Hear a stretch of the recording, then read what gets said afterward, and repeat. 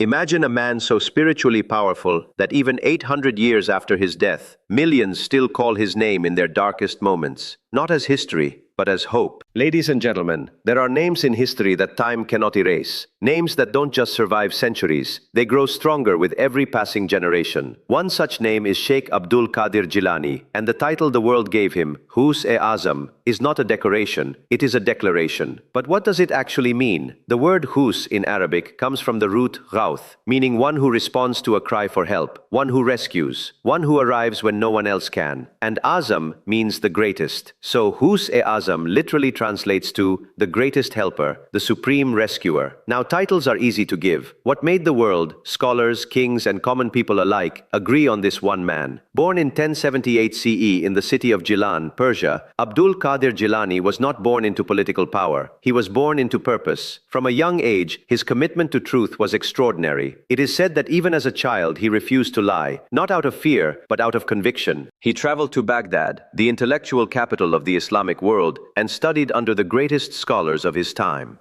But knowledge alone was not his destination. He pursued spiritual purification with the same intensity that others pursue wealth or fame. For years he lived in isolation, fasting, praying, wrestling with his own ego, because he understood that the greatest battle is never outside, it is within. And then something remarkable happened. When he emerged and began to speak, the world listened. His sermons in Baghdad drew thousands. Muslims, Christians, Jews, people of all faiths came to hear him. It is recorded that in a single gathering, hundreds would accept Islam. Not because he forced them, but because his words carried weight, the weight of a man who had lived what he preached. He wasn't just a scholar behind a desk. He was a surgeon of the soul. In Sufi tradition, the spiritual hierarchy places the Ghus at its absolute peak, above all saints in every era. The Ghus is considered the spiritual axis of his time, the one through whom divine mercy flows to the world.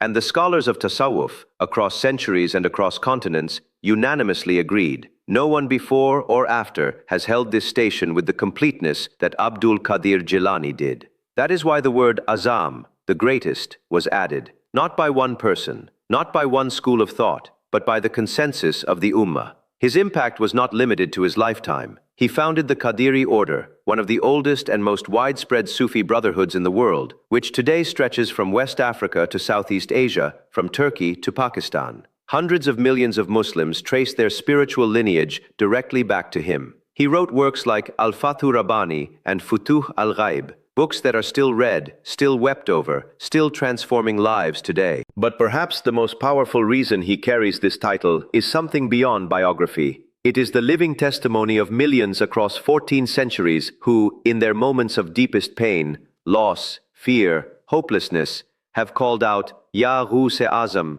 and felt something shift, felt something lift. Whether you interpret that as the power of sincere prayer or divine grace, or the spiritual intercession of a true saint, the experience is undeniable. A man whose influence grows stronger after death is not a historical figure, he is a force. So why is Abdul Qadir Jilani called Hus-e-Azam? Because he mastered himself before he guided others. Because he served humanity without seeking recognition. Because he built a spiritual empire that no army could destroy. Because in a world full of noise, he became a voice of silence that the heart could actually hear. And because, even today, when a mother prays for her sick child, when a lost soul searches for direction, when a broken heart needs something beyond human comfort, his name rises to the lips.